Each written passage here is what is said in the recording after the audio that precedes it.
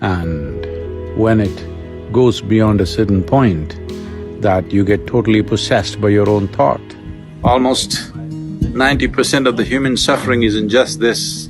It's my wish and my blessing that you must get out of the prison of your own mind and know the beauty of creation.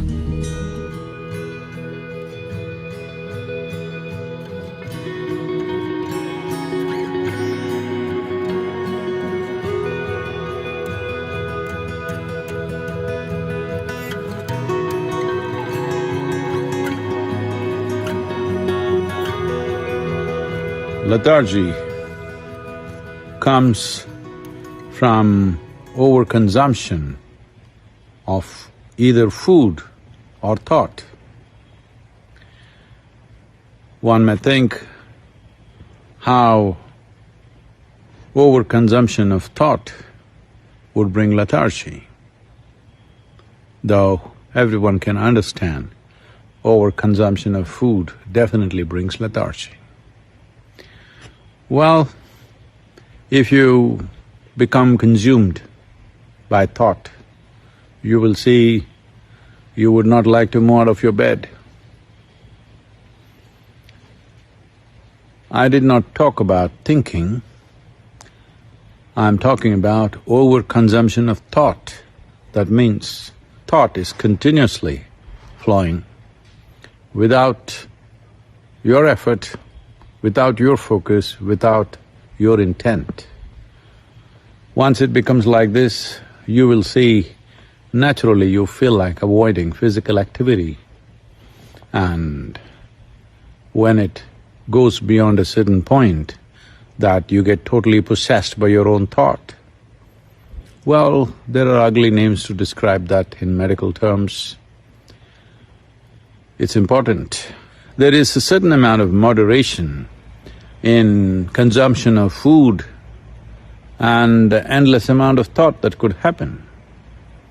Thinking consciously and just consuming or living upon thought or being consumed by thought are very different things.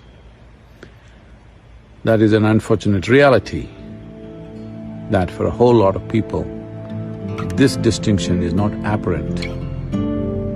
And the price that humanity is paying for that is not a fair price.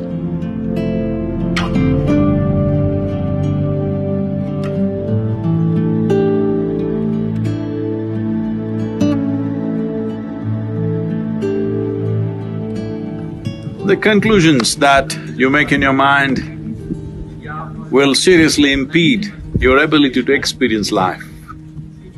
The stronger your conclusions are, the more you get identified with it, the more the psychological reality that you have seems like existential.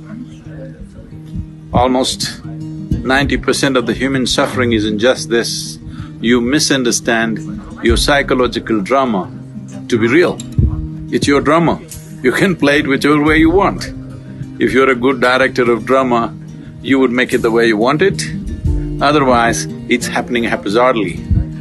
Well, this is the reality of existence. How beautiful it is, but most people choose to live in their mind because they have made strong conclusions and it's no more a choice as to where they live. It's time you live on this planet, experience the beauty of creation and also the presence of the Creator in this creation. Just pay enough attention to every aspect of creation and you will see the presence of the source of creation in it. This is what you need to experience. The psychological drama is your making. It is too puny compared to the existential drama that's happening here. It's time you enjoy this. It's my wish and my blessing that you must get out of the prison of your own mind and know the beauty of creation.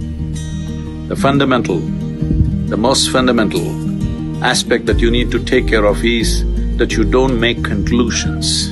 If you do not make conclusions, the doors of your mind will not close.